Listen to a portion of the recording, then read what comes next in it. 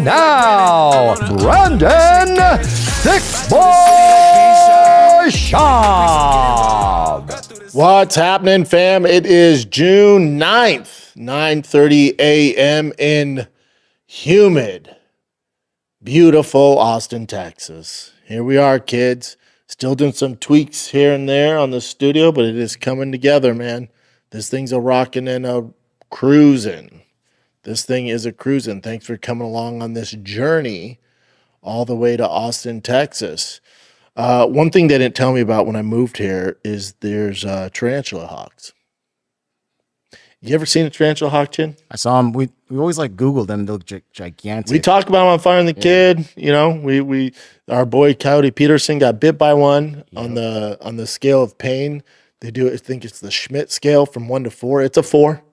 It's a 4. The executioner wasp did beat it. I think maybe the bullet ant, but it's up there.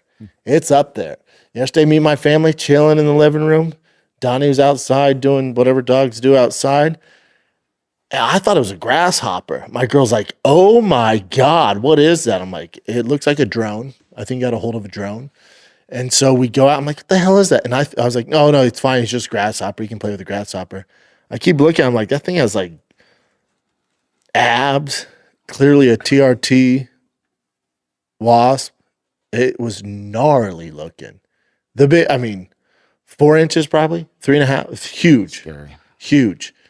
So definitely could have killed Donnie. Better him than the kids. Kids were in the pool. And they're like, "What's going on?" I'm like, "Get back in the pool." It was like freaking pure chaos.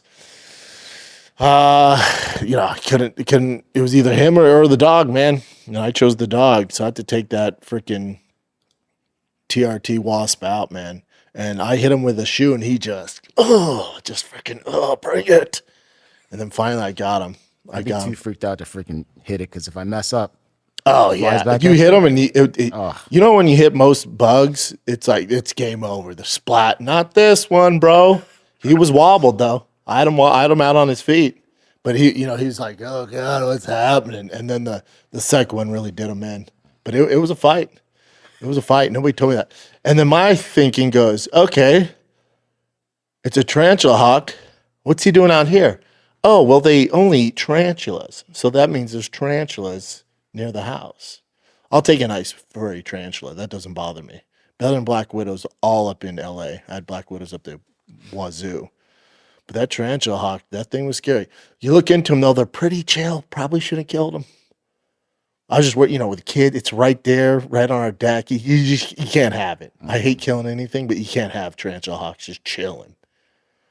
Can't have it. Not even bees or wasps. I don't like them. We had the exterminator come because there was like a bunch of scorpions too. Like when you have kids, you can't have it. Scorpions for sure. It was just me, man. Let it ride. I like Jumanji style. I like to be on my keep me on my toes when I walk outside. But tarantula hawk, I can't have it. I can't have it. I was proud of him though. The thing was tough, man. That thing was freaking tough. Went to a great car show. The car scene here is wild, man. These boys are all about power out here. It's just all about crazy ass horsepower. Almost too much for me, but it's great. It's great. And then the fights, first pay-per-view, first major card in the house in Texas. And it was a good one. This card delivered, especially the main card. Yeah, the prelim delivered too, but the main card was fantastic. I was completely off when I told you that main event, co-main event could be 50 minutes of lay and pray. They showed up. You had some mismatches. That's pretty evident there. Kevin Holland looked fantastic. Kevin Holland at welterweight, dude. Quit messing around at 85. I know he's just about that money. He'll fight whoever in any weight class. He even said he'd fight at heavyweight, dude. At welterweight, though, he's a top 10 guy. That dude's so skilled. To pull off what he did against Vicente Luque is insane. Insane. Vicente Luque's tough as fuck. Black belt jiu-jitsu. His anaconda choke is second to none. He hits it everywhere, too. He looked great. I like the call out. Love the call out of Colby Covington. I'd love to see that fight. And then you got Mario Bautista and Patchy Mix. Now, a lot of hardcores were excited about Patchy Mix. And I put this on my IG story. I put this on my Twitter. A lot of people aren't going to agree with this, especially the old heads in the space, the old heads journalists. There's this narrative that's been going on for so long where you know when you find a local band, like a new band, and that's your thing, and you think you know about them, and everybody else doesn't, and they're just as good as Blink-182, or they're just as good as insert whatever big band. Oh, dude, these guys are better than Tool. And you're like, okay, well, that's interesting. And this kind of this cool thing that you're in the know and nobody else is. That's kind of what goes on with these old head journalists who will tell you Patchy Mix is the best bantamweight on the planet. Insert Michael Venom Page is the best, fighter on the planet, even though he's not in the UFC. And don't get me wrong, no one criticizes UFC more than me, especially in the past. I'm with you. I get it. They're the man. They're the freaking huge throne at the top. So it's fun to kind of, go at them. And I get all that. But for the longest time, Strikeforce is gone, Pride's gone, all that's gone. In the last 10 years, with the Bellators of the world, the PFLs of the world, the One Championships of the world, the Ryzens, all that stuff, some of your favorite MMA quote-unquote experts will tell you that guys from these other organizations can compete in the UFC and they're the best on the planet. And it couldn't be further from the truth. It's just not true. It's not true. It's not. They go, their UFC's getting them, past their prime. Even if they were in the prime, and we've had guys in the prime, and Patchy's not out of his prime. Chandler wasn't out of his prime. Pettis, when he came over, not Anthony Pettis, Sergio Pettis, when he came over, he came to the UFC. Then he went to Bellator, became a champ, but in the UFC didn't have much success. Will Brooks, I can give you a million examples of guys where it didn't work out, and you can give me one or two. Yeah, but what about who? Ben Askren? Which shout out to Ben Askren. Hopefully he's doing okay. We'll get to that when we go through the current events, but I absolutely adore him and praying for him and his family. I love that guy. But the point is these guys and these journalists will tell you that these guys are just as good as UFC fighters, and it's not real. It's fun to say, and you're kind of in the know, and only the hardcores know this guy, and he can compete in the UFC, and they can't. I've obviously I'm a homer, so I fought in the UFC. I've worked for a million other organizations. I've cornered guys in other organizations. There's nothing like the UFC. Just like there's nothing like the NFL, there's nothing like the NBA. The UFC is that league. Unless you're competing in the top of the tier league, you're not the best. Even though you're dominating in this organization over here and you look like you could compete with the top 3, the top 2, maybe the champ in the UFC, you're not. You're not. So until you do it in the UFC, you're not the best. These are facts. Now, again, whoever you listen to, whether it's Chael, Luke Thomas, insert whatever big name you want in the space, and I'm not saying they are, but there's guys, especially old journalists, that will tell you that guys from these other leagues are just as good as the UFC fighters. It's just not true for a number of reasons. And facts and statistics will completely back this up. Now, some of you are going, what about Kayla Harrison? She came from the PFL. I'm talking men only, where there's a deep pool, where there's a deep talent pool. Women, there's like 4. Their skill set is so far behind the men's, it's not even funny. Take that out of it. I'm only talking about highly competitive men's mixed martial arts. The most talented guys, the deepest roster, 1 through 50, the most pressure are in the UFC. And outside that, don't get me wrong, they're good fighters. They're good, but they're not UFC world-class competition. They're just not. And Patchy Mix, the whole rant about this is Patchy Mix. How many of y'all thought he was going to come in and I like Patchy Mix, for the record. Love his fiance. I adore them. They're both so freaking talented. It's not even funny, but it's not in the UFC. Patchy's not in the UFC. So if you watch the countdown when he was watching Batista and going, look at that guy, I'm going to destroy him, a 3-time world champ. Not in the UFC. Big difference. You just got mollywopped by the number 10 guy, who in all likelihood is not going to even be a top 5 guy. He might prove me wrong, but right now he's mid-tier right now as far as 1 through 15. You go above that, buddy. You fought somebody else, Patchy, buddy. You're not getting out of there alive.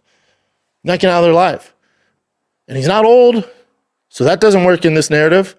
There's only one guy to come from Bellator and have a winning UFC record. You know who that is? Volkov, heavyweight. That's it. Out of all the guys, all that shit everybody talks, there's one guy. There's one guy. Now, they might leave the UFC and go on and do better things where there's no testing, right? Figure it out. Figure it out. What do you think? They just leave and all of a sudden they get bigger, faster, and stronger? What do you think that is? The other thing is with Patchy, good record, but with Patchy, a lot of guys that he's facing are names that you might know, especially in Bellator and stuff like that, but it's just different, meaning just the come up from the UFC to get into the top 10. Look at Merab. Look at his win streak. Look at the names. Look at Murderer's Row. Look at his strength of schedule to get to the top. That's not happening in Bellator. They don't have the depth.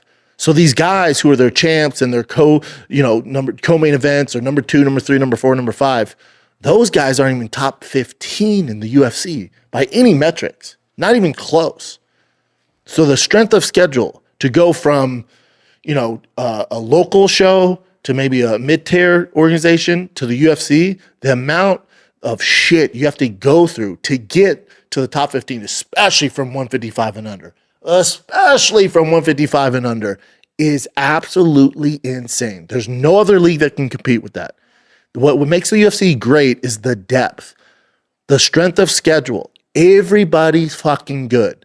Number 50 can beat number 5. They're so good now. No other organization has this depth. Now, again, these old heads are going to tell you, well, they're just as good. They're not. They're not. They don't have the eyeballs on them. They don't have the pressure. They don't have the continuous tough matchups night after night, fight after fight. You beat one guy, you get the next guy. And it's stylistically, it's probably not going to be good for you. You beat him, you're going to get an even tougher guy. You beat him, you get an even tougher guy. And you're not even in the top 15 yet. Wait till you get to the top 15. All right, let's take a little break, kids, for Breakdown UFC 316, because this episode of the Schaub Show from Austin is brought to you by Progressive Insurance. You ever think about switching insurance companies to see if you could save some cash? Well, Progressive makes it easy. Just drop in some details about yourself, see if you're eligible to save money when you bundle your home and auto policies. The process only takes a few minutes, and it could mean saving hundreds more in your pocket. Visit Progressive.com after this episode to see if you could save. Progressive Casualty Insurance Company affiliates. Potential savings will vary. Not available in all states. There's a few exceptions where guys will have easier ways to get to the championship because they're marketable, because they have a ton of TikTok followers, because they're good on the mic. There's those guys. But in general, you look like Merab, who went through Murderer's Row to become champion. There's nobody else on any other organization on the planet that is fighting that top tier talent to get to gold. It's not happening. So I'm never surprised, ever. I've said this from the rooftops for years. When a guy comes from an organization and people, it's UFC jitters, whatever the fuck you want to call it. Why don't you have those jitters in Bellator? Why don't you have those jitters in PFL? Because nobody gives a fuck. Nobody's watching. The reason you have jitters when you get to the UFC, because you're in the big show. No one gets to PFL and go, I'm in the big show. No one gets to Bellator and goes, I'm in the big show. Nobody. No kid grows up going, I want to fight for Bellator. I want to fight for PFL. I want to play football for the CFL. I want to play I want to play basketball over in Europe. Nobody. Everyone, when you're a kid, dreams of competing at the highest level. Have you ever heard a kid, if your kid's under 12 and goes, Dad, I just want to be a PFL champ.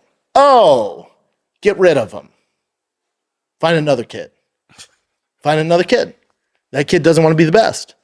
That kid wants to beat up on lower competition and get the accolades and call himself a world champion. But he's not really a world champion. Calling yourself a world champion outside the UFC, again, is like winning the Grey Cup in CFL and saying, well, we're better than insert Philadelphia Eagles, Kansas City Chiefs. You're not. And everyone knows this. But again, it's cool to say, like, you're in the known. I found this guy when he was young. I found him in, Cage Warriors. I found him in, all these other underlying promotions before he became big time. Until you're in the UFC, there's a reason no one ever says, I had PFL jitters. I had Bellator jitters. Because nobody's watching.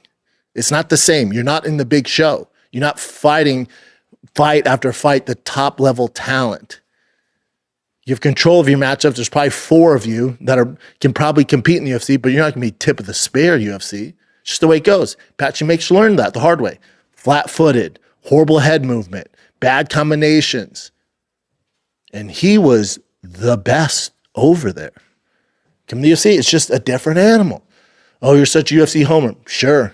I'm an NFL homer, MLB homer. Until you get to those, I really don't give a fuck. Again, I can't emphasize this enough. There's only been one guy who did the crossover, not out of his prime, all that bullshit. There's only one guy that has a successful winning record in the UFC that came from Bellator, and his name is Volkov. Do we think Volkov is going to be a world champion? Is he going to beat Tom Aspinall? Can he beat Jon Jones? And that's heavyweight. It's not even deep. He's never going to be champion. Never. Is Michael Venom Page going to be champion? Not a chance. He's fun. Is Michael Chandler going to be champion? Never. He's fun. But as far as being world-class, dominant, like a Merab, like a Khabib, no, get the fuck out of here. Get the fuck out of here. I know it's cool. I know you're in the know, and this guy's really good. He could compete. The UFC, the big bad wolf. Okay, there's a reason why they get so much hate. Because they're the best. They're the best. No one's ever said I have jitters. Oh, man, bad PFL performance. He just has PFL jitters. Yeah, there's no jitters. It's a normal fight. It's no different than when the organization you came up in. Nobody's watching. The crowd ain't full. You got Don Davis. Who gives a fuck if he's sitting cage side? You guys looking at stocks, wearing a tie. It's not even close. It's not the same. It's not the same. Anybody who tells you different, they're just haters. It is what it is. I'm not saying Patchy Mix isn't good.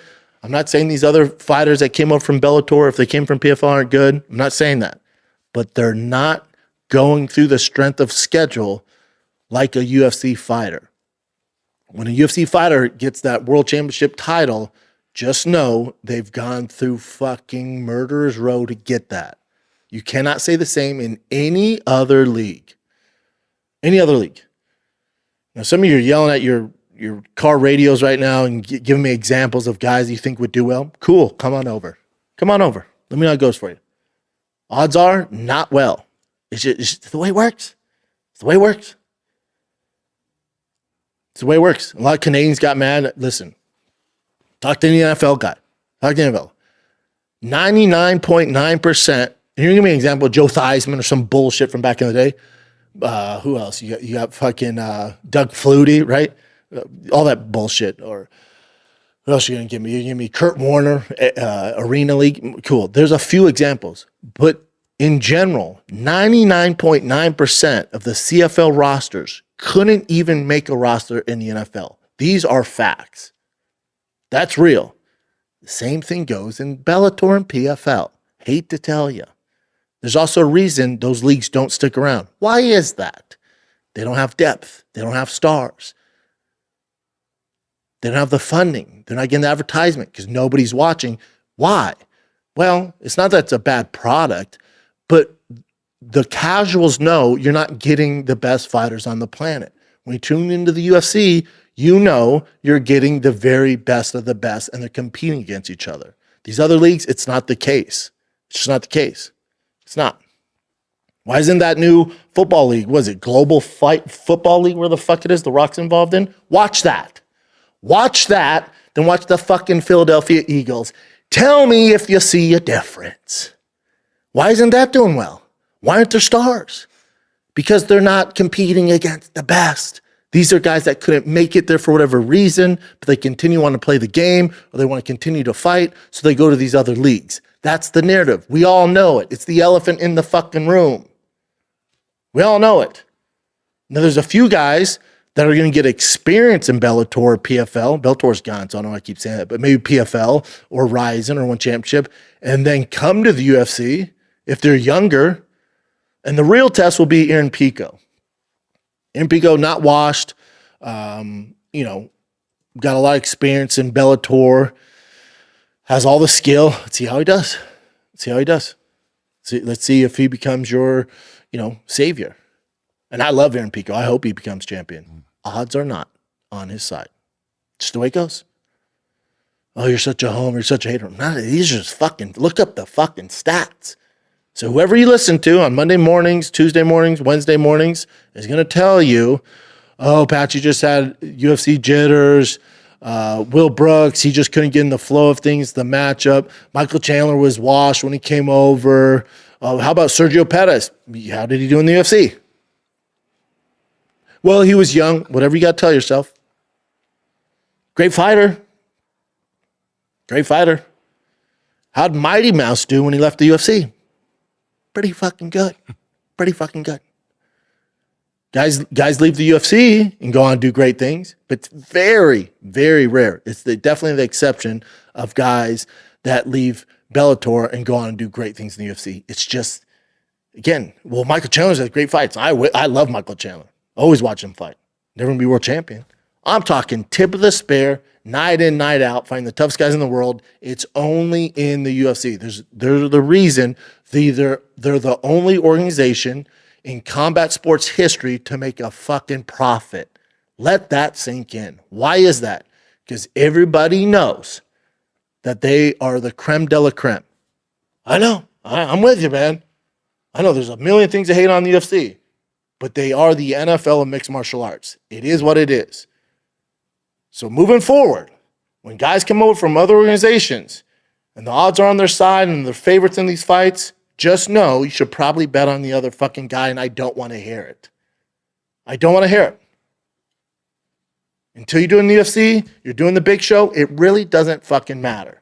You can walk around and call yourself world champ. Technically, you are. The guy from the CFL or MVP thinks he's the best football player on the planet, but when he goes into Starbucks, no one's taking his picture. But they're taking the picture of the 20th ranked guy in the welterweight division in the UFC. Why is that? Well, marketing. Nope. Because everybody knows the best of the best fight in the UFC. And here's to that point. Everybody on PFL, everybody that ever fought in Bellator, everybody that fought in Strikeforce, all of them, if you ask them, whether they admit it or not, all want to fight in the UFC. Why is that?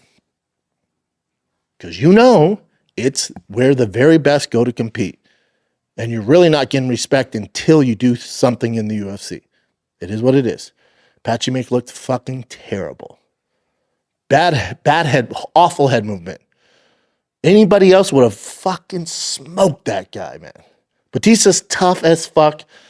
I know a lot of people don't like him. I like him. His fundamentals and technical skills are through the roof. He's tough as nails.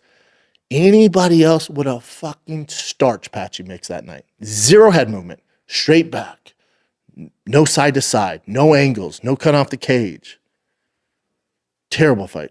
Terrible fight. Good fight for Mario Batista. Nice beat Jose Aldo. Now he beat Patchy Mix, so he's cooking. But it is what it is.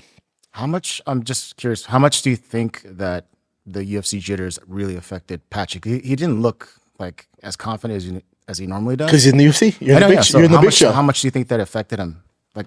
I mean, everyone deals with it, you know? Some people deal with it and they get a little more emotional, and he has a lot of experience. I didn't expect that out of him, but you know, the UFC jitters are real.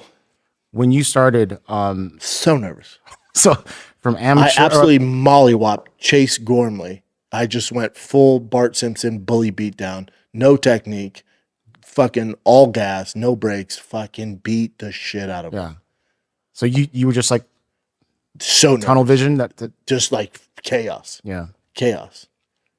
If you would have given me a veteran, it'd been a fucking tough night. So not only is Patchy Mitch doing it for his first fight, because of his success in Bellator, you're getting Mario Batista, number 10 guy. But you're walking around calling yourself world champion. So what'd you think you were going to get? You know? Bet he wasn't as nervous as his first Bellator fight. You're in the big show, bud. This is for all the marbles. This is where the big boys play. This is where the big dogs are at. Then Joe Pfeiffer and Kelvin Gastelum. Listen, say what you want about Kelvin. Shouldn't even be at 85. Small for 85er. Square body. You know, a little extra love handles on the bone there. Tough as they come. And it's not like I mean, granted, I thought he lost 30-27. And I'm not one of these guys that go, oh, Joe Pyfer should have come out of there, should have smoked him. He absolutely annihilated him that first round. Should have been a 30-28 or 10-8, sorry, 10-8 round. Knock him down 3 times, just doing what he wants. As a fan of Joe Pyfer, these fights are actually good because he fought a veteran 2 fights ago, right, and kind of struggled a little bit. But that's where you're going to learn. So I know for the hype and stuff, it'd been great if he got him out in the first round. And people are worried about his cardio. Well, there's only one way to test that, and there's only one way to learn how to fix things in training camp, and it's not by going out there starching Kelvin Gastelum in 40 seconds. You're going to get hype, and then you're going to get a very tough matchup next fight, but you're not going to learn much. Joe Pyfer, these are the right steps. The UFC's giving him tough competition. He lost one, they got back on the right track, and now you've got another veteran, Kelvin Gastelum. This is so good. I know you don't want to hear this if you're a Joe Pyfer fan or even if you're a hater. This is so good for his longevity. It just is. As a fan of Joe, I like seeing this stuff. I like that Kelvin wasn't tough, that Kelvin was tough to put away. I like that he had crazy success in the first round. Second round, Kelvin hung in there. Third round, there started being momentum. If it went 4-5, could have been a different story. This is all good for Joe Pyfer and his career in the long run. All this is good. All that cage time is good. Knowing that, because he has God-given power in his hands. So usually, in coming up, anytime he touches anyone, the fight's over. And you think that, man, I touch anybody, it's over. Pump the brakes, young man. You're going to get to a level, and he's there now, where you're fighting these veterans and a guy like Kelvin Gastelum. And middleweight's tough, man. There's some really tough vets there, where your power isn't going to win you the fight every time. Sometimes it will, lands in the right spot. You're going to have a good night and get out of there. But as far as longevity, you need to know that you're going to land that flush right hand that knocked out all the guys that got you to the big show, and they're going to laugh. They're going to smile, or you're going to knock them on your ass like Kelvin Gastelum, and they're not really phased. They're going to pop back up and continue the game plan. That's what it means to have experience. That's what it means to be a veteran. Kelvin Gastelum has easily top 3 middleweight fights of all time against against Izzy. So for Joe Pyfer, this is a good thing. I know it would have been great if he could have got him out of there, and that's what you want with the hype train. But it's good to slow the roll for the long run and know that, yes, you have heavy hands, but we got to work on the cardio. And then we got to work on, okay, if that right hand's not landing, because that's all he was doing is head hunting, and he's going to learn that you're not going to get those vets out of there. You can't just have one trick in your bag and expect success at a high level. Those top 10 guys, bud, just that right hand or that big left hook ain't going to do it. So you're going to get some of these vets that are going to be able to take that away, be able to take his number one tool away, his right hand. They're going to circle away from it and completely take it away. Okay, how do you adapt?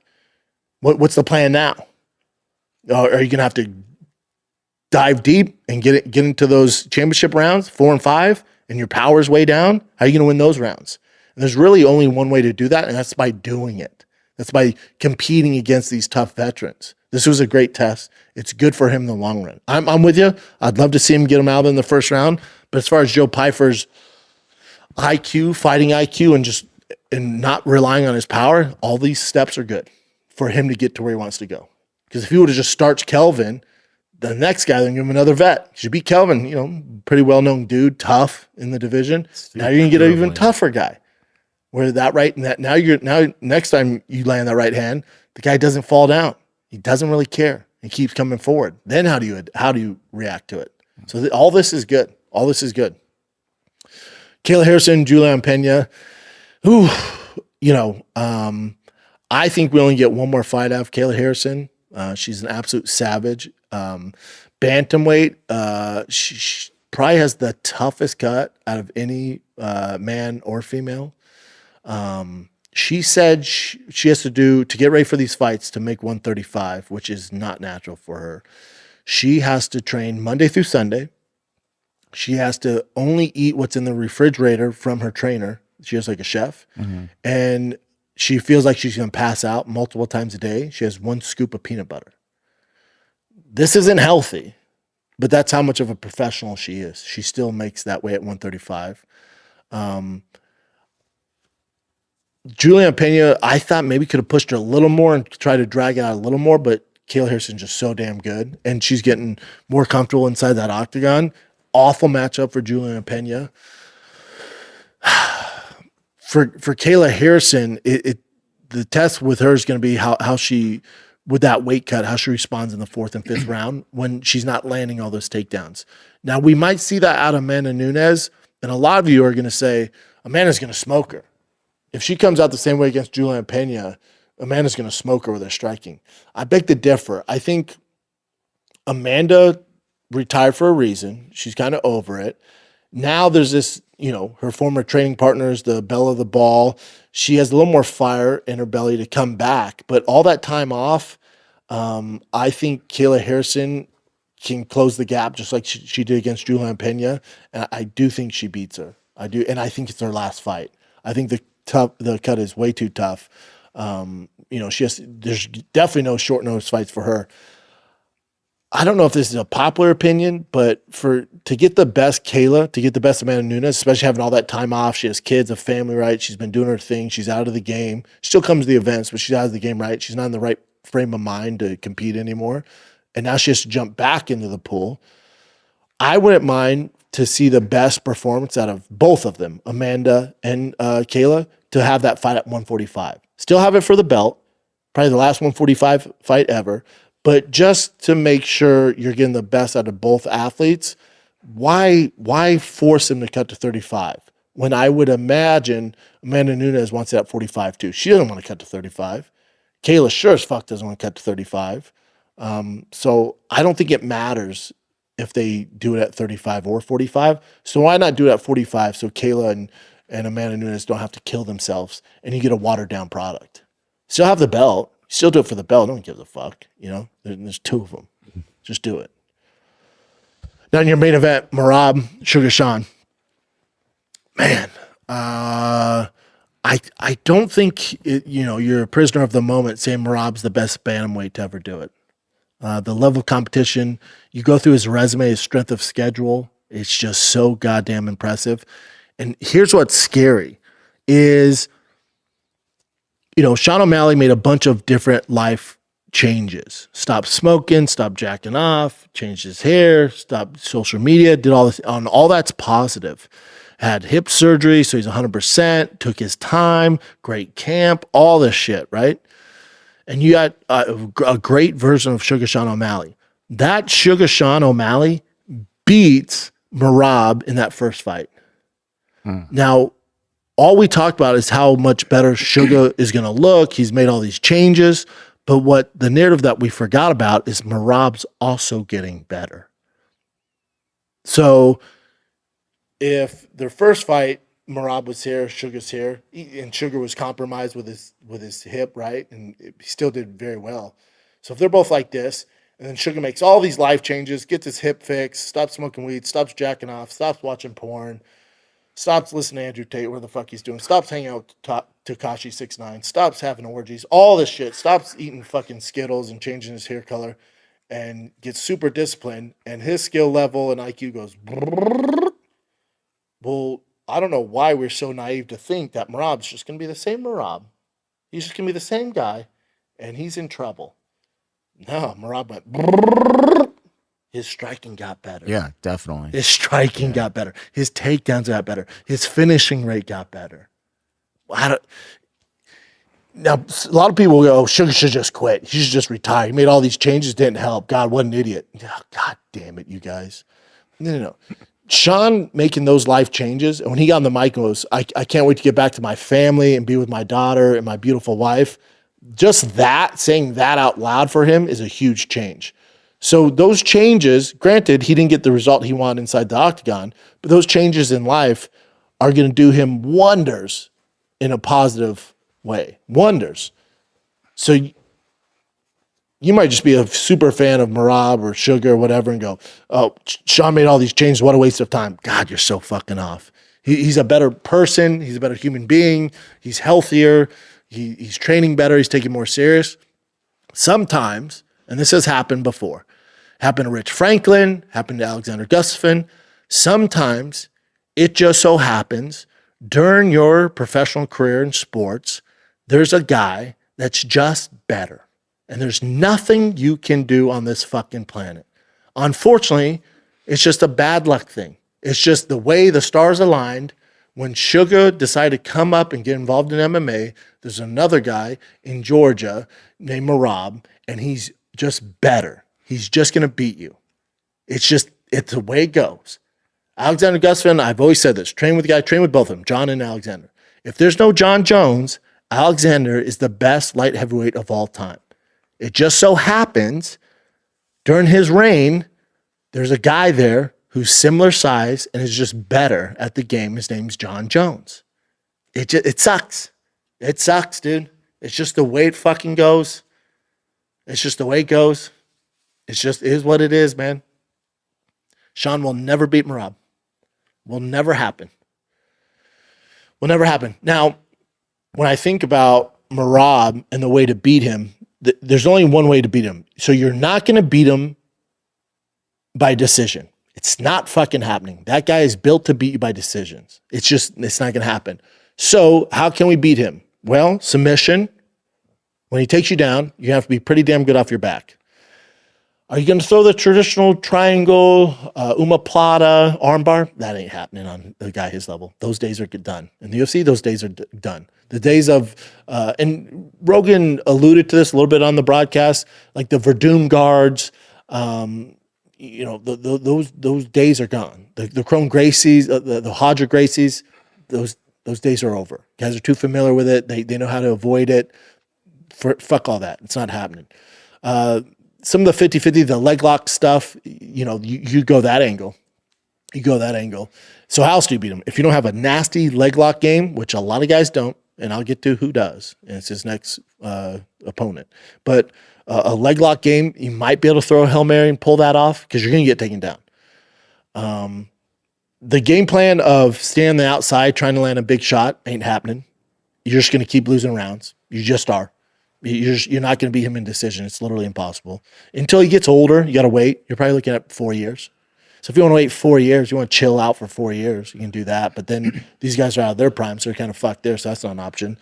So the two ways to beat him, I said decision's not happening, is throwing a Hail Mary and a leg lock, ankle, some sort of ankle lock, a knee bar. You got to catch him in the transition when he takes you down. There's some of that stuff, attacking the legs. You can do that. You have to be a very high level, and there's guys that can do it. And the other way to do it is by landing that Hail Mary of a punch or a knee or a kick. So if I'm fighting Merab and I'm in Corey Sandhagen's camp, we got to work on those Hail Marys.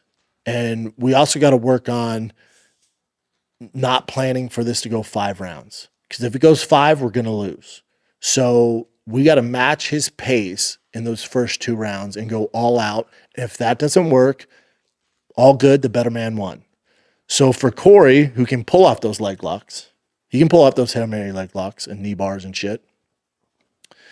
And he can land those unconventional knees or kicks or uppercuts. I would be willing to bet eventually it does happen. If you're a betting man, you're always going to bet on Merab. He's just too difficult to deal with, and no one really matches up with him. But what you're going to bet on is those 1 out of 10 fights where Merab should have zigged when he should have zagged. He makes some critical error, and a guy like Corey Sandhagen or a guy like Suga Sean O'Malley lands something, a knee, a Hail Mary submission. And Sean O'Malley doesn't have those skills on the ground, so his only Hail Mary, which is like 0.1% of landing, is from striking. It's just not happening. He wears you out. But Corey Sandhagen has that Hail Mary to pull off a win 1 out of 10 times. They fight 100 times. Merab might lose 1 out of 100. 99 times out of 100, he's beating Suga, he's beating Corey. But Corey does have the skill set to pull off one of those Hail Mary submissions or Hail Mary punches, knees, or kicks. Outside that, nobody's ever beating him. And you can't worry about rounds. You just have to look for your moment to explode and hopefully get him out of there. And if that doesn't work, you're fucked. That's what it is. That's how dominant Merab is. It just is what it is. You like Khabib? He's basically Khabib with better striking and better cardio. He is. That's how fucking good Merab is. Corey Sandhagen's by far his biggest test. By far. Because like I said, he's dangerous in those areas where he can pull off the Hail Mary. There's really nobody else that can do it. Corey can do it. Very creative, very mentally strong, smart team, smart game plan. You can toss up those Hail Marys when you think you can pull it off. If you get in compromised positions, Merab's not a big finisher, so you live to fight another round, but just know you're going to lose rounds, but forget the rounds. We don't worry about losing rounds. You're going to lose no matter what. But in hopes that you're going to land a big knee, elbow, leg lock, ankle lock, knee bar. That's what you got to hope for, and Corey can pull that off. But again, small chances, but he's the only guy that even stands a chance. Now we're going to find out what the UFC wants to do with Suga Sean O'Malley. If they give him Umar next, that means they're trying to get rid of him and they don't really give a fuck. That'd be an awful matchup for him. He go up to 45. There's some fun fights at 45 for him. I'd love to see Suga go up to 45. Let's say they gave him Umar. He beats Umar. Ain't nobody watching Merab Suga 3. Nobody.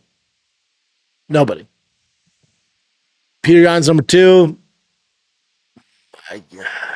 The funnest fights, Corey, Sean, but Corey's fighting for the title. Sung Yadong, take my money. I'd watch that. Figueiredo, take my money. But again, you beat those guys. There's no title shot anytime soon, bud. You'd have to beat 3 of those top dogs to get back to Merab. Or you can jump over to 45. Diego Lopez is fun. Elio Tapiro's out. I don't know why he's in there. Yair Rodriguez, fun. Brian Ortega, fun. Calvin Kattar. Max Holloway. You wouldn't tell me you wouldn't watch Sugar Max Holloway? Fuck yeah, take my money. Diego Lopez is great. There's so many more fun fights for him at 45. 35's over. We'll never beat him. So you gotta make some changes. It's the nature of the dog. It's just how it goes, unfortunately. Joshua Van looked fantastic. Mm-hmm. Fantastic. He's killing it, dude. That heavyweight fight was fucking trash. God, dog, heavyweight's bad. That Andreas Gustafsson, he calls himself the least technical fighter in the UFC. And he might be right. Super stiff. His pace is what makes him special. His pace. He beat the brakes off Chaos Williams. Looking like an extra from American History X. He looked fucking savage. And but it'll catch up with him. If you have that bad of technique at welterweight, it'll catch up with you. But his pace is what gets him the wins. Extensive background in Greco. He's a fun fighter to watch. This summer, Pluto TV is exploding with thousands of free movies. Summer of Cinema is here. Feel the explosive action all summer long with movies like Gladiator, Mission Impossible, Beverly Hills Cop, Good Burger, and Transformers: Dark of the Moon. Bring the action with you and stream for free from all your favorite devices. Pluto TV. Stream now. Pay never. What else you got, Jen? You saw that Korean dude, Jusung Yu. That my God, that left it hook was so short, yeah, starched him. but done, yeah, face plant. That was. You say he's doing it for Korean Zombie. What's up? Did you see that? He said he's doing it for Korean Zombie. I mean, he like credits Korean Zombie for everything, man. Yeah, shout to the Zombie. Yeah. Do you think I don't know how you're gonna answer this, but do you think there'll ever be a Korean champion? Never. Considering Never. they did start later, so yeah. It's just it's so weird. Like MMA in certain spots around the world just isn't flourishing, including the United States. It's just not. For whatever reason, it's just not. It's not. The boom's not coming like we thought. Yeah, it's not. It's just not. So in the United States, especially in the female category, especially in the heavyweight category, light heavyweight category, they're just the athletes aren't coming. It's just a downtime in those categories. It'll come, but yeah, in Korea, Japan, you're just not getting these monsters that we thought we'd get. China is doing well. Obviously, Russia, Dagestan, Chechnya, you're getting a lot of You're like, never. You never. No. I just see like Korean fighters being more just like fighting, Yeah. like just crazy Yeah, fighting. there's a shelf life for him. But Dong Hyun Kim, he was actually pretty technical. He's great. Yeah, but yeah. Yeah. I understand what you're saying. You know, you know what you're saying. Yeah, you know what I mean by never. Yeah. Joshua Van looked fucking fantastic. He He's seemed Filipino though, right? He's from Myanmar. So is that Malaysia? I'm not sure, but Myanmar. Yeah. All right. Well, this is the second time this thing happened where those barriers where they hold the fans in? Yeah. It fell down. It fell down. In front and of the Merab. cameraman ate shit. And then on top of that, the lady walking out, security hits him right in the fucking face. Oh, you see that? no. She goes like this, shit him right in the face. Oh, my God. You're fired. Here's a little bit of it here. The cameraman, boom. The crowd fell into their walkout. They must have been leaning against the rail. That would have been crazy if Hey, he got hurt during that. beef up those rails? I mean, this is the UFC, the biggest combat. But you know those that's where the fight New Jersey. So that's where the New Jersey Devils play. Those people aren't leaning over the rails for that shit. I don't know. It just seems like it shouldn't be happening at all. But This guy goes, bro. Imagine if Merab got hurt yeah. and he got straight up hit in the face. Look how bam. At least it's not far. You know. Yeah, that wasn't If they too would have bad. fell on top, it would have been a huge issue. But they didn't have far to go. This one was the coolest though, Mike Malott. I'll play it. Because this is a big fall, and he's just like, whatever. You locked Good to go. in, dog. Yeah. Locked in. But that is wild that still happens. Okay, no, I can't play that. Okay, so Jon Jones has been on social media a lot lately. Oh, this is going in a bad direction. So this is what he wrote down. So this is Johnny Meat, Johnny Bones. Love the name. I spoke to the UFC a long time ago about what my future plans were. I haven't really worked out since my last fight in New York City. Okay, that's good. Honestly, I believe it's been in the UFC's best interest to keep presenting me as the company's champion, not Tom. I disagree. I've just been playing the role of company man by doing nothing at all and holding the position. Truthfully, it's been incredibly lucrative. I've made more money off Tom being the interim champ than Tom himself. Yeah. It sucks to see the rest of the division get slowed down like this, but that has nothing to do with me. I don't pull the strings. And then he finished it off here. And remember, you can't strip a guy like me at this point. I gave the belt up freely. And then I had to look this up. What's that mean? Right Finish? here. I came, I saw, I conquered. Yeah. Veni, vidi, vici. And then Dana, too, they asked him, he's like, oh, he said that? He's like, all right, well. So this is Dana said he has been paying attention to it, which I believe him. Busy dude dealing with that boxing drama. He said he's ready to vacate the belt. That's fucking crazy. I've been busy. I haven't been keeping up with the gossip. He either came back today or has come back today from Thailand. We're getting home tonight. Tuesday we'll get this figured out. Listen, if the guy wants to retire and doesn't want to fight, there's nothing you can do. I didn't want Khabib to retire and thought Dana DC should have stayed longer, so it's none of my business. I'll do what I can to make the fight. If he's talking that crazy shit, I didn't realize that. John has been John since he walked through the door here. Yeah. And then he finishes off right here. I've been going through this since the day he started here. I've been saying since the beginning, Jon Jones agreed to do the fight. Jon Jones was offered the deal and accepted the deal. John agreed to fight Tom. Yeah, he told us he agreed to the fight. According to Ariel Helwani, who's pretty legit, said the UFC offered him the amount of money that he wanted, and John still turned it down. So you're kind of getting a Conor McGregor thing here where these guys, they like the attention, they like the narrative of people talking about him, and it's lucrative for John. But unfortunately, I don't think John's going to fight, especially when he's like, I'll fight Francis. Like, buddy, what the fuck? You know, it's red tape we got to cut through. That you're not going to fight for another 2 years. No one gives a fuck. What do you, Francis, you could have fought him when he was here. So that's a whole nother narrative where it's like, fuck, dude.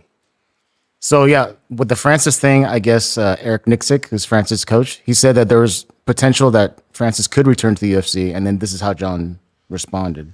I'm hearing Francis Ngannou is still interested. Now we're talking. That's a real super fight. A Clash of Champions is not just hype. He held the UFC belt. I've defended mine for over a decade. Two kings from different roads, not just one legend facing a mouth that's hot right now, but the two real legacies colliding. That's the kind of fight that actually adds something special to my story, at least from my point of view. Now, I agree with John here. And this would be great if Francis was actually going to come back. Yeah. But he's not coming back. So all this does is change the narrative for Jon and delay things, but keeps him in the news.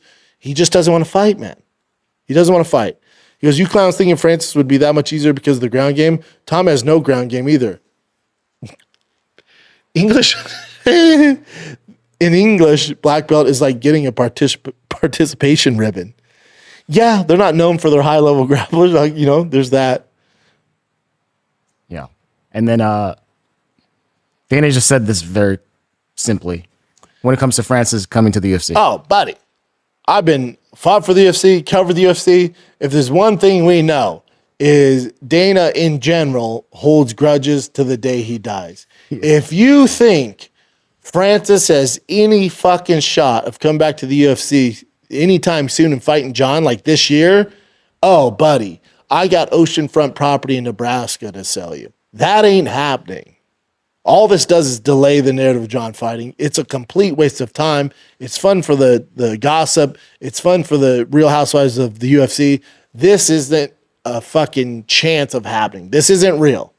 Him talking about Tom. Now, PFL goes under. He's a free agent. We'll see. But you got to realize Francis made all this money doing boxing. He still can make more money doing boxing. So there's that whole game. Bud, if this is what we're doing and this is what Jon wants, he ain't fighting. Kind of like the Conor thing, right? It's the Conor thing. Yeah. Just honey dicking us. So, in your opinion, you were heavyweight as well. Since Francis was the lineal heavyweight champion, would you consider him fighting Jon Jones and beating, and Jon Jones beating Francis versus beating Tom? Who do you think is the biggest? Francis. Okay, so Yeah, Francis. Yeah. Which fight would you want to see more? Francis. Then? Okay. Unfortunately, it's dude, and it sucks. It's not his fault. Again, it's during the time of his reign. There's no other contenders. There's no big names. Yeah. Jon Jones decided to come to heavyweight. Now he doesn't really want to fight. It holds up the division. It's just bad timing for Tom. It's any other time he'd be facing these top name guys. If he fought when I fought, you had Travis Brown, you had fucking Verdum, you had Kane, you had Brock, you had Gonzaga, JDS, Stipe, Shane Carwin. These fucking huge names, Bigfoot Silva, Josh Barnett. I can go on. Derek Lewis. Pro Cop, Derek Lewis. You had these fucking who's who, man. Yeah. Stefan Struve. Just monsters, dude. Big Nog. Monsters. Roy Nelson. Big Monsters. All top 1 through 15 superstars. So Tom could be fighting those guys, building his name, building a star. Unfortunately, he was born in a later date and got involved in the game a little later. And now it's a fucking cemetery of deadbeat fat guys that nobody wants to watch fight. And he's like, dude, I'm just as good. We're like, yeah, I guess. It just sucks because Tom's so talented. He was just born in the wrong era. There's no stars. There's no one for him to fight. So Jon has him by the balls. And the UFC's letting Jon run the asylum. And you have who? Let's say Jon comes out tomorrow and is like, you know what? Talk to Dana. It's probably best for the organization if I just dip out. Okay, here's Cyril Gahn. We've been over this. Here's Cyril Gahn. Okay, who the fuck is after that? Pavlovich, you beat. Chris Blades, you beat. Almeida probably should be fighting at 205. Only does jiu-jitsu. You beat. Tiberia, you're selling 5 pay-per-views. Tai Tuivasa, fun fighter, but you know. God, heavyweight's bad. It's so bad. Unfortunately for Tom, it's so fucking bad. And there's nothing anybody can do. Nobody's been more railroaded by their career than Tom Aspinall. It sucks, dude. At the peak, He's a too. good dude. Great competitor. Great heavyweight. Checks all the boxes. He's just born at the wrong fucking time. There's nothing we can do. That's what it is. Sucks for him. Sucks to be him. Yeah. If you could have your own way, though, would you want to see Jon versus Tom first or versus Francis? Francis first, and then whoever wins. Okay. Francis. Or just to discipline Jon for holding up the division. If Francis does sign with the UFC, it could happen. Crazy shit happens. He bends the knee, and he comes over. You do Tom Francis. Winner of that fights Jon. Oh, gotcha. You let Tom fight Francis. That's what I would do. Let's take a little break here because you're going to have some drinks. You're going to watch the fight night. Kamaru, Usman, Buckley, take my money. Or you're crying because your kid's playing summer travel ball and you're drinking with the dads and you're like, man, maybe I should hold off, have that extra shot, have that extra beer because they're Sure Shot, the world's first alcohol detoxifier that reduces blood alcohol content as little as 30 freaking minutes. Wake up. Or spend the rest of your day with a sharper mind and body, liver support, well-being boost, gut support, hydration. We got it all. It's Sure Shot. Just go to SureShot.com, use the code Brendan, save 10%, or go to your local BevMo, especially in Texas. You got the Amazon shop, TikTok shop. It's all over. It's Sure Shot. SureShot.com. Okay. You mentioned this earlier. We don't know too much about what's going on right now, but Ben Askren is apparently hospitalized right now with severe pneumonia. Apparently got staph too, and then severe pneumonia. He's not responding. It's fucking terrible. And there's reports that he's in critical condition as well. Horrible. Like out of nowhere. He's a healthy dude, right? This is kind of crazy how this happens. It's horrible. Great family man, great ambassador for the sport. Fucking hate to see it. I pray to God he's okay. Yeah. I pray to God he's okay. I love Ben Askren. He's one of the boys. That's terrible. Yeah, it sucks. Alrighty. Well, you already knew this. How much do you care about this, though? That Amanda Nunes is coming back to fight Kayla Harrison. Is that something that actually? Yeah, it's actually, and I love it's this old school. The old heads appreciate this too. When Merab won, and they have Corey Sandhagen there. Yeah. I love that. The fights write themselves. It builds the hype. We don't have to guess who's next. It's there. They're in the cage. They're talking their shit. It's take my fucking money. That's old school UFC. The best of the best fight each other. The contenders in the crowd comes in the octagon. Amanda Nunes, the biggest, baddest of all time. Kayla Harrison, there's a great backstory there. They used to fight and train together, and now Kayla's the fucking belle of the ball. Amanda Nunes coming out of retirement, face to face. They both agreed to fight. It's fantastic. Biggest fight in women's sports. Biggest fight. And both of them, too, like Amanda Nunes, Kayla, and then Corey Sandhagen and Merab, they're all like so respectful to each other. It's great. They're hardcore at first, but then they're like, yeah, you don't need that. Yeah. I don't need it. As competitors, you don't need that. I don't need all the trash talk. This is so much more compelling to me. So much more compelling. And if you remember, Amanda Nunes was at ATT where Kayla Harrison was, and when she was coming up, the reports I got is Kayla Harrison ragdolled her in practice. Mollywopped her. Wow. Ragdolled her. And so Kayla was getting all the attention, and that's why Amanda Nunes left. If you remember, when she was making a run, she left ATT. The word is because of Kayla Harrison. Interesting. Now they're playing nice. Like, no, I just need my own thing. Sure. But the word is Kayla Harrison ran that motherfucker. That'll be a fun, like, striker versus grappler. Great fight. Yeah. Make it at 145 so they're not compromised. No one really gives a fuck. And this is a little off MMA stuff, but this is the first time I recognize that Bruce Buffer was saying like an ad read literally in the octagon. Has this happened before? I don't know. He's done True Classic, I think, before, but not like that. And use the promo code SHOP for 15% off. Yeah. It's time. Yeah, that's pretty wild. That's the first time I actually saw it. They're squeezing everything they can to get money, Think how much someone paid for that. I know, it's got to Think how much someone paid for that. I also think it's funny, too, is you hear people say, oh, the UFC is such a far-right organization now. They're turning people off, and they're this, and that. Maybe I'm not that involved in politics or I'm not paying attention, but since when is it not cool to have the sitting president of the United States at your event? If he went to the national championship, if he goes to the Super Bowl, no one's calling the NFL a far-right organization. Now, the owner of the UFC, Dana White, has a close tie to Donald Trump, but I don't know when, and they're like, oh, it's turning half the audience off. I disagree. I completely disagree. Dude. Maybe, oh, you're too close to it. You're a Trumper. No, but I have respect for my president. I wouldn't complain. Let's say Kayla Harrison, Kamala. Oh, Kamala Harris. Jesus Christ. It's close, though. Kamala Harris, Kayla Harrison. Come on, help me out here. If Kamala Harris won and she was there, I wouldn't be like, oh, UFC's far left, man. This is ridiculous. No, it's the sitting president. Yeah. Show your fucking respect, no matter what side you're on. I don't give a fuck. President of our country. I think it's dope. Yeah. People are like, oh, another Trump rally. It's like, dude, did you have that energy when he showed up at the national championship? Yeah, but he's been at multiple ones. Yeah, he's maybe at 2 a year. It's the sitting president, you fuck.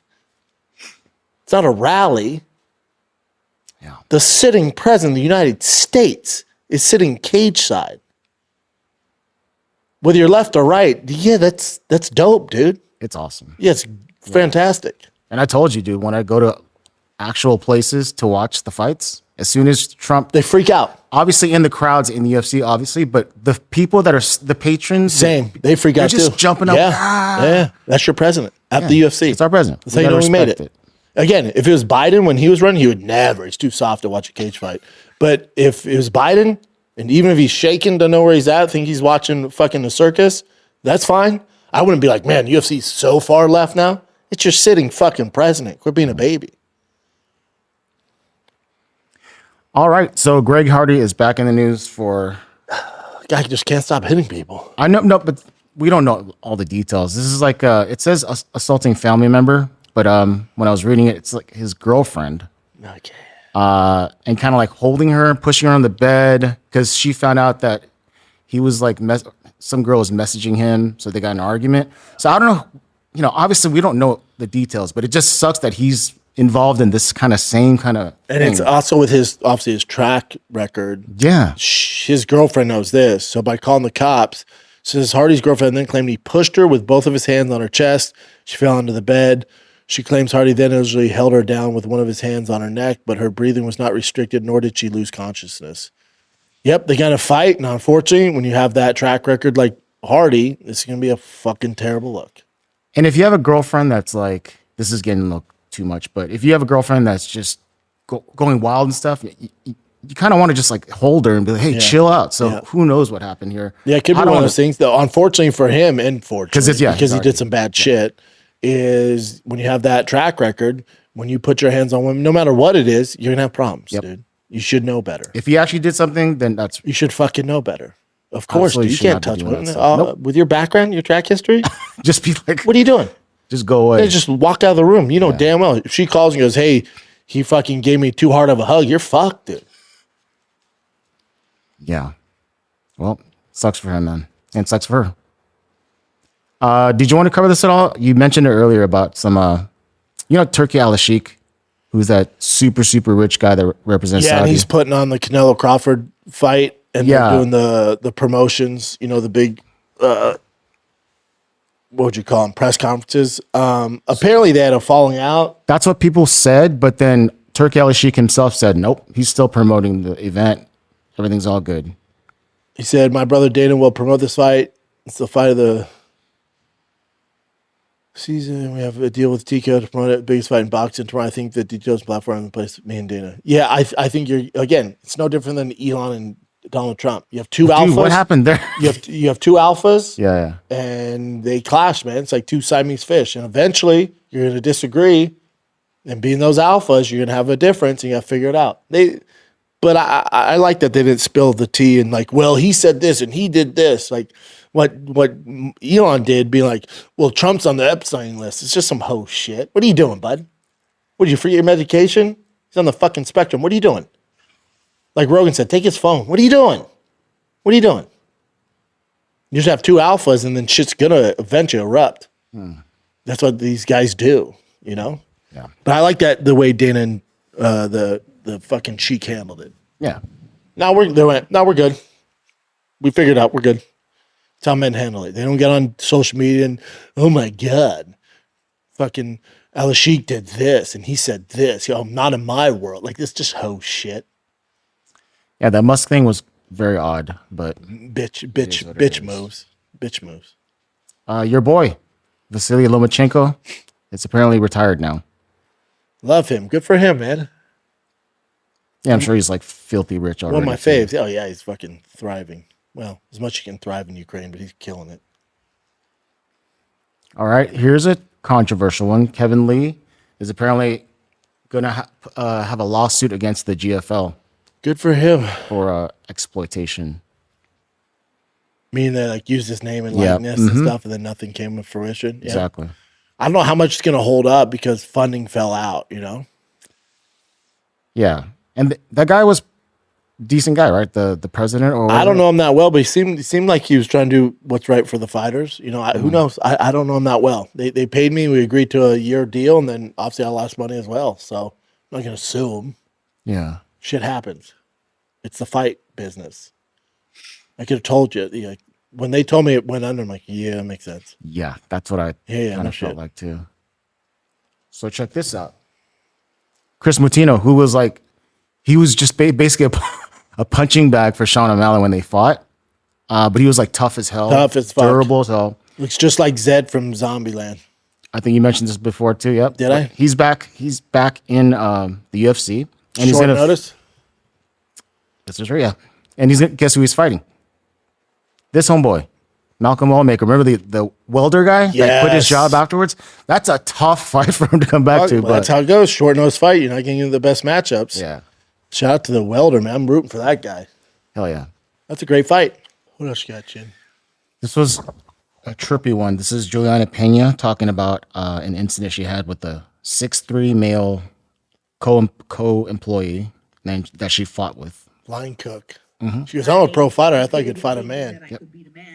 I went into the back alley while I was serving and I fought the line cook, going at each other for a long time. A long story. He dropped me 3 times. I got dropped. I popped right back up. I went at him again. He dropped me again. I had my eye swollen shut for 3 days and 11 stitches in my eye. I thought that I could fight a man. I don't have any ego to be like, I could beat a man. Learned my lesson. I don't want anything to do with fighting dudes. I actually was in my head of being like, no, I'm a pro fighter. I can fight this guy and I'm gonna beat him. Juliana, he's 6'3", you're 5'6". Like, take that into account, you know, or like trying to like bob and weave your way in there to like get him down. All I gotta do is get in close and take him down and then I'll choke him. I couldn't even do that because the second that I tried to enter, I was getting dropped. I got fired and he got to keep his job. There was a guy that was watching the whole time and he didn't even stop it. Who is this line cook and why has he not been signed?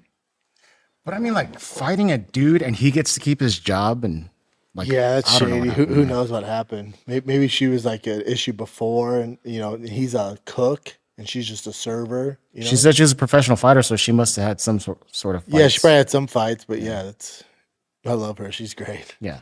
She just dropped her. Also, what dude's like, yeah, fuck it, let's go about back. I know what the What kind of savage was like, all right, bitch. You know? All right. This will be shorter as far as the current events. This is a quick one from Joe Pfeiffer. This reporter made a comment about his hair. Because yeah, He did the thing. Joe, one of the biggest comebacks in the sports is your hairline. Do a lot of fighters ask you about it because it turned out really well?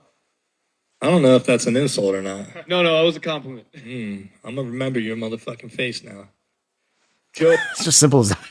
yeah, the guy you can tell I think is a fan, and he's trying to say like, Yeah, like your it's- hairline's dope now, yeah. man. That's the biggest Trying to be comeback. silly. Yeah, it's fight week though, so these guys are super testy. That's all. Oh, it yeah, is. and they're cutting weight. If it would have been in the gym like after when they're bullshitting, he would have laughed at it. But I think Joe's like, what the fuck? And speaking of hairlines, I heard Kenny Florin, your boy, he's going to Turkey as far on his podcast with Anakin Florin. That's the difference between doers and just pretenders. That's Callan pretending Yeah. he's gonna do it. Look, Kenny, the fucking flow actually man, doing it, is actually doing it. Love Kenny. I haven't talked to him in a while. He moved to, I think, South Carolina. Is he in South Carolina? I think he's in one of the Carolinas. He might be in Charlotte. And then our boy Josh Thompson moved to Dallas. Yes. So when did Josh move to Texas? Because I remember him telling me he was like a few hours away Yeah, from a us. year or two ago. I love okay. Josh. Yeah. Yeah, he's the best. Alrighty. Let's see. Okay, this is not really MMA, but this is Robin Black, our boy. Already like the fish. Huh? I already like the fish. I think it's a snakehead, but I this miss is my trippy tanks. to me. I miss my tanks. I miss a lot of things about LA. I'll be honest with you guys. Dude, I'm sweating right now. I That's what I miss about LA. I was out all day. Yes, all day. I went to a car show. What's weird here, it gets hot, like the peak hours of hotness are like 4 to 5 p.m., which That in is LA weird. it cools off by then. Yeah. But like 4 or 5 here is like peak hours. And humid here too, right? Yeah, the humidity doesn't bother me. I was outside all day, and I took the kiddos to Monster Jam, But the heat, it'll wear you out. Yeah. Yeah. Oh, yeah. This is not about to go the way you think. Think. This is That's so trippy to me. A fish would actually attack a cat. Oh, yeah. My arowanas have done the I know, same thing. arowana. you Yeah. think. Think. He's like, get the fuck out of here. Yeah. Love it. I think that's all I got, dude. All right, brother. We're starting to watch fish highlights. You know what's coming to the end? Yep. Oh, actually, this is the last thing I saw was, I don't know how big this is, but this is Combat Talk. It says Justin Gaethje's manager says that he might retire if he doesn't fight the winner of Ilya versus Charles Oliveira. So just said, if I don't fight for the title, I'm just going to hang up my gloves. I feel disrespect. I love being a UFC fighter. I love the UFC, but feel the UFC has to love me back. Yeah, that's fine. There you go. I'm with him. Yeah, at his level. Dude, you got 2 tasty fight nights coming up, and then you got the big international fight week. UFC cooks in the summer, and it just started cooking with UFC 316. Now you got a fight night this Saturday, and it is a tasty one. Better than most pay-per-views. You got Kamaru, Usman, Joaquin Buckley, take my money. Rose, Maverick, Shabazian, Andre Petrosky, yes. Cody Garbrandt, let's ride. Alonzo Menenfield, yes. Paul Craig, Hidalgo, Chiesa, Court McGee, Old school. Ricky Simone. Hell yeah. I'm telling you, that this is fantastic. Welder versus Chris Mutino. That's on this card too. Fuck yes. Yeah, it's a great fight night. Yeah. I'll be watching it. Thanks for tuning in, kids. That's it. Straight out of Austin, sweat my ass off.